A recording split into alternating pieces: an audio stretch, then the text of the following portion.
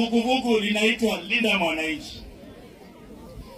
Watu wanasema ati Uhuru Kenyatta ndio anapea Linda Mwananchi pesa. Mimi na Wamboka ndio tumeanzisha Linda Mwananchi. Mkutano ya kwanza nilifanya na Wamboka hapa Bumula na tukatangaza Kenya moja.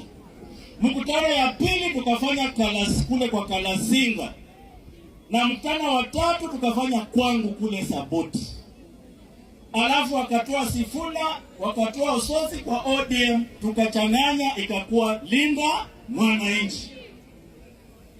Sasa kama unatafuta wale wanapea Sifuna pesa, ndo huyu hapo hapa sasa anaitwa Caleb Hamisi, kuja umshike. Sasa wachana na Uhuru bwana. Si ndio hiyo? Nani aliwaambia Waluhya hawana pesa? Nani aliwadanganya? Ati mtu akisimama tu mimi ni Sifuna. Imba kabisa wasikie.